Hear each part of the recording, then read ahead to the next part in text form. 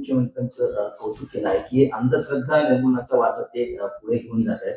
सीएमच्या चांगल्या कामाची नोंद घेतली पाहिजे, एक प्रकारे कौतुक केलंय त्यांनी. डॉक्टर नरेंद्र दाभोळकरांची तुलना आणि मार्ग हा फडणवीसांचा असणं सांगणं म्हणजे धादांत दिशाभूल करण्याचा हा प्रकार आहे.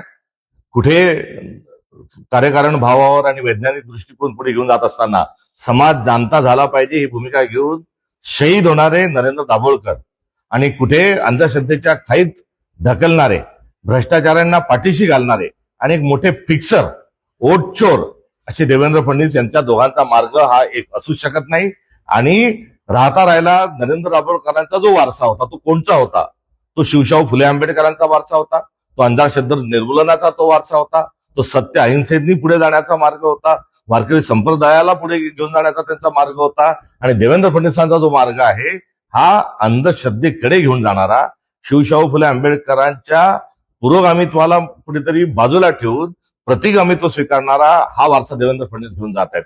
ज्यांनी शिवाजी महाराजांचा वारसा नाकारला ते देवेंद्र फडणवीस तो वारसदार आहेत. तुकारामाच्या गाथा ज्यांनी बुडवल्या त्यांचे वारसदार हे देवेंद्र फडणवीस आहेत. तर सावित्रीबाई फुले यांना शाळेला विरोध करणाऱ्या लोकांचा वारसा देवेंद्र फडणवीस पुढे घेऊन जात आहेत. डॉक्टर बाबासाहेब आंबेडकरांना काळाराम मंदिराचे दरवाजे बंद करणाऱ्यांचा वारसा हा देवेंद्र फडणवीस घेऊन जात आहेत. एवढंच नव्हे तर भारताचं संविधान निर्माण करणारी जी लोकशाही आहे ती कुठेतरी गुंडाळून ठेवून बंच ऑफ थॉट नुसार देश पुढे गेला पाहिजे, राष्ट्रीय स्वयंसेवक संघाची भूमिका पुढे घेऊन जाण्याचा वारसा हा देवेंद्र फडणवीस घेऊन जात आहेत. अशा प्रकारचं वक्तव्य हे सुप्रियाजींनी जे केलंय या संदर्भामध्ये मी दुःख, खंत हे व्यक्त करतो. आणि चोर आणि संन्यासी या दोघांना एकत्र जे दाखवतात आहेत हे त्यांनी ताबडतोब या संदर्भामध्ये आपला खुलासा आणि स्पष्टीकरण दिलं पाहिजे. नरेंद्र दाभोळकरांचं योगदान फार मोठं आहे. आध्यात्मिक स्वरूपामध्ये आपला समाज पुढे जाण्यात कुठल्याही प्रकारची हरकत नाही. मात्र अंधश्रद्धेमध्ये जो समाज डुबला आहे त्या डुबलेल्या समाजाला कुठेतरी वाचवण्याची, तगवण्याची एक विवेकवादी भूमिका ही डॉक्टर नरेंद्र दाभोळकरांनी घेतली होती. तर देवेंद्र फडणवीस जी आहेत ही अविवेका भूमिका घेऊन हे सातत्याने चालतात. जेव्हा अंधश्रद्धा निर्मूलनाचा कायदा तयार झाला त्या कायद्याला विरोध करणारे कोण होते? त्या कायद्यावर हरकती घेणारे कोण होते? त्या कायद्यावर संशय व्यक्त करणारे कोण होते? ज्यांनी हयात या कायदा बनवण्याकरता घातली ते नरेंद्र दाभोळकर होते. तर या कायद्याला विरोध करणारे हे देवेंद्र फडणवीस होते. एवढंच नाही तर या दरम्यान हा कायदा रद्द करता येईल का याचे प्रयत्न देवेंद्र फडणवीस हे करत होते. आणि अशा स्वरूपाची तुलना करणं हे अत्यंत दुःखद आहे. हे वक्तव्य त्यांचं चीड येणारं आणि संताप देखील व्यक्त करणारं अशा स्वरूपाचं हे वक्तव्य आहे.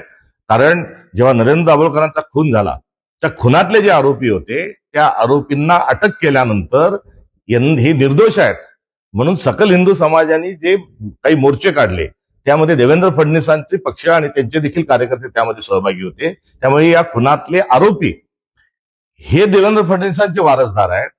तर या दोघांची तुलना होऊ शकत नाही. याकरता मी पुन्हा एकदा सात्विक संताप या निमित्तानं हा व्यक्त करतो. काही दिवसापूर्वी सुप्रियाताईंनी अडाणी त्यांचे बंधू आहेत हे म्हटलं होतं. तो त्यांचा व्यक्तिगत विषय आहे. मात्र आणि त्याच्या पाठोपाठ आता फडणवीसांची अशा स्वरूपामध्ये दाभोळकरांच्या मार्गाने जात असते सांगणं म्हणजे आता त्यांनीच कोणता मार्ग निवडलाय हे देखील याची देखील खुलासा करण्याची कुठेतरी ही आवश्यकता आहे. हे तीव्र स्वरूपाचा माझा या वक्तव्यावर त्यांची माझी हरकत आहे. कारण डॉक्टर नरेंद्र दाभोळकर हे मला भावासारखे आहेत. त्यांनी अंधश्रद्धा निर्मूलनाचा जेव्हा कायदा तयार केला त्या अंधश्रद्धा निर्मूलनाच्या कायदा तयार करत असताना त्यातला एक सदस्य या नात्यानं मी त्यामध्ये कार्यरत होतो. आणि राहता राहिला सुप्रियाताईंना अजून एक मला या निमित्तानं सांगायचंय की आपल्याजवळ पुरोगामित्वाचा वारसा आहे, आदरणीय शरद पवार साहेबांचा वारसा आहे.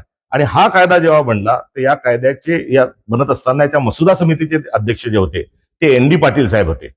आणि एन डी पाटील साहेब हे आपल्या आत्यांचे पती आहेत आणि तो वारसा आपल्याजवळ आहे. आणि एन डी पाटील साहेब अध्यक्ष, नरेंद्र दाभोळ उपाध्यक्ष आणि 6 आमच्यासारखे सदस्य येतात असताना ही एकंदरीत जी संपूर्ण प्रक्रिया आहे या प्रक्रियेला खेळखंडोबा करणारे आणि अडवणाऱ्या लोकांना आपण जर त्या मार्गावरून जातात असं जर म्हणत असाल तर एन डी पाटलांचा वारसा आपला आहे याची देखील आपण कुठेतरी जाणीव आणि भान ठेवावं ही अपेक्षा आहे. माझी अत्यंत नम्रतेने त्यांनी हे त्यांचं विधान वापस घ्यावं ही माझी एक कार्यकर्ता या नात्यानं त्यांच्याकडून ही अपेक्षा आहे आणि ही अशा प्रकारची माझी त्यांना सूचना आहे.